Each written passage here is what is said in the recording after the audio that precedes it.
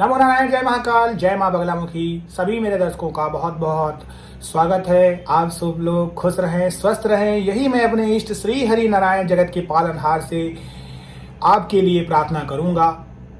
आप सब लोग जिस भी मनोकामना से मेरे साथ जुड़े हैं या आपकी कोई भी मनोकामना ऐसी है जिसको लेकर आप अपने YouTube में किसी के वहां पर भी देखते हैं, जाते हैं, वो सभी आपकी मनोकामनाएं पूर्ण हो, बस मेरा यही उद्देश्य है। आप लोग स्वस्थ रहें, खुश रहें, आपका परिवार भी खुशहाल रहे। आज का मेरा टॉपिक है कि शक्तियां आपका कैसे परीक्षण लेती हैं। शक्तियां कैसे परीक्षा लेती है? देखिए, शक्तियां मतलब दिव्य शक्तियों की बात कर रहा हूं, भगवान की बात कर रहा हूं। तो जब शक्तियां परीक्षा आपकी लेंगी तो आपको कई चीजों से एहसास होगा। और शक्तियां याद करिए उसी का ही परीक्षा लेती हैं जो उसके पात्र होते हैं। कुपात्र की कभी भी परीक्षा नहीं ली जाती है। जो लोग कुतर्क करते हैं उनका भी परीक्षण कभी भी नहीं होता है।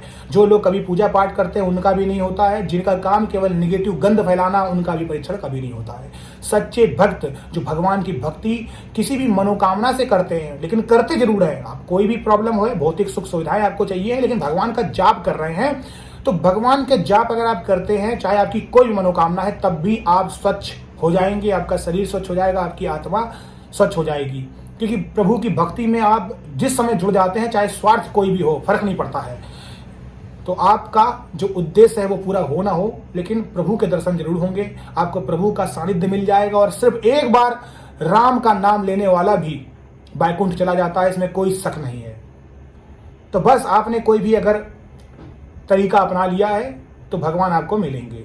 अब जब भी आपने तरीका अपनाया और सच्चे मन से अगर आप राम राम का जाप करते हैं, किसी भी रूप में भगवान का जाप करते हैं, नाम जाप करते हैं, मंत्रों का जाप करते हैं, तो इट्स मीन आपकी भक्ति सच्ची है। और जब भक्ति सच्ची होगी तो ही आपका फिर परीक्षण होगा। देखिए, सीधी सी बात समझिए, जब आपने मन बना लिया है कि मुझे कोई भी कॉम्पिटिटिव एग्जाम में बैठना है, तभी तो आप कॉपी भरेंगे, तभी आपके नंबर चेक होंगे, तभी मेरिट बनेगी ना। जब आप उस एग्जाम में जा ही नहीं रहे, आपने सोच लिया मैं तो करूंगा ही नहीं, तो फिर क्यों होगा? क्यों भगवान आपका परीक्षण लेंगे? तो जो शक्ति आपको मिलनी चाहिए वो भक्ति के मार्ग में ही मिलेंगी। जब आप स्पिरिचुअल लाइन में आएंगे, आप अपना आपको वहां जाके रखेंगे कि मुझे प्रभु का साथ चाहिए, तो भगवान परीक्षण लेंगे।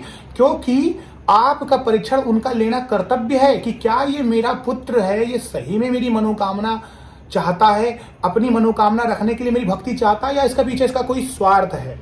तो भगवान पात्र वाले इंसान को ही चुनते हैं, पात्र वाले इंसान को चुनते हैं। देखिए, गुरु जो होता है वो शिष्य को ज्ञान देना तो चाहता है, लेकिन उसे भी शिष्य अच्छा ही चाहिए। जो गुरु दीक्षा होती है वो सबको नहीं दी जाती है। कहने का मतलब ये है कि आज मैं आपको एक बहुत बड़ा गुरु ज्ञान देता हूं। देखिए, बहुत जगह में ऐसा बोला जाता है, काली माँ की पूजा आप घर में मत करिए, भैरव की पूजा आप घर में मत करिए, नरसिंह भगवान की पूजा घर में नहीं करनी चाहिए, उग्र देवताओं की पूजा नहीं करनी चाहिए, भूत प्रेतों की पूजा नहीं करनी चाहिए। क्या आपको लगता है कि आप इसकी पूजा नहीं कर सकते हैं? मैं बोलता हूं कोई भी इंसान कर सकता है, लेकिन क्यों ये शब्द बोला जाता है कि नहीं करना चाहिए? इसका मतलब समझे। आज मैं आपको इसका एक सीक्रेट बताता हूं। इसका मतलब होता है कि आप उसके पात्र नहीं है, उसके योग्य नहीं है, योग्य नहीं है। अगर किसी से भी गुरु, कोई भी गुरु है, जैसे मेरे पास आए, किसी के पास भी आए, आपने बोला कि मुझे एक मंत्र दो, मुझे भूत प्रेत का मंत्र है। अब जाहिर सी बात है कि आपको भूत प्रेत का मंत्र क्यों चाहिए? क्यों चाहिए आपको वो मंत्र? क्यों आप भगवान की तरफ नहीं गए? तो मैंने भी आओ देखा ना ताव देखा, 5,000 रुपए अंदर किए, जो एक धंधा चल रहा है, और मैंने बोला तथास्तु बेटा, ये लो मंत्र और जाके जप लो। अब जाहिर सी बात है मैंने उसकी पात्रता नहीं देखी। अब उस भूत प्रेत को जो साधने का दिमाग लगा रहा है, तो वो सोचिए उसका दिमाग किस निगेटिव चीज से भरा होगा, तो वो किस पर करेगा, किसके ऊपर छोड़ेगा, आपको नहीं पता है। तो यही चीज है कि आप उसके पात्र नहीं है।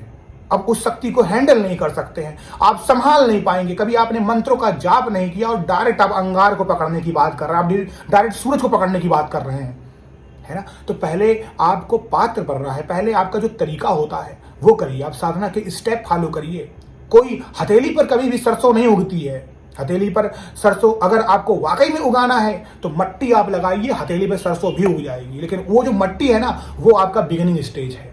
तो यही होता है कि शक्तियां भी परीक्षा लेती हैं। जब आप उसके पात्र हैं तो शक्ति परीक्षा लेगी। अब वो शक्ति कई रूप में हो सकती है। सबसे पहले तो उसके गण परीक्षा लेते हैं। देखिए, जब परीक्षा लेगी तब सबसे पहले आपके दिमाग में यही आएगा कि मुझे पूजा अर्चना नहीं करनी चाहिए, मुझे साधना नहीं करनी चाहिए, सब बेकार है, यानी निगेटिव चीज़ें आपके दिमाग में आएगी, आप इसे शक्ति समझ लीजिए या नकारात्मक शक्ति समझ लीजिए। तो परीक्षण तो आपका हो ही रहा है ना, आपकी पात्रता तो चेक हो रही है, एलिजिबिलिटी चेक हो रही है आपकी कि इसके आपके योग्य है नहीं है।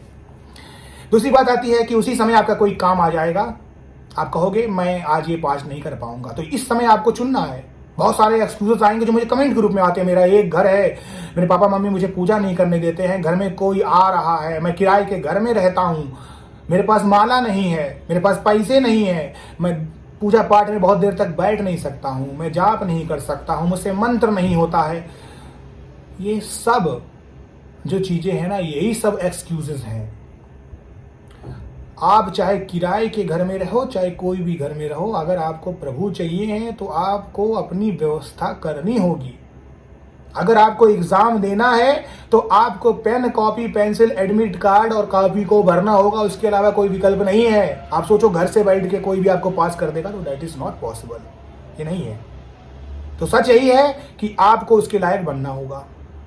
दूसरी बात आती है कि आप उठ नहीं पाएंगे, आपके घर में कोई बीमार होने लग जाएगा, उसी समय पैसे नहीं आएंगे आपके पास, कोई चीज में नुकसान होने लग जाएगा, जिस समय आप पूजा पाठ करेंगे उसी समय ही आपका बुरा होने लग जाएगा। इसमें भी दो बातें हैं। पहली बात है कि जल्दी जल्दी आपके कर्म कटते हैं, वो सब चीजें कट रही क्योंकि आप प्रभु का नाम ले रहे हैं, तो आपको लगता है कि मेरे साथ बुरा हो रहा है, जबकि वो अच्छी अच्छी चीजें जो है बुरी बुरी कट रही, तो अब अच्छी अच्छी चीजें आएंगी। भाई जब बुरी कर्म कटेंगे तभी तो आएंगी ना।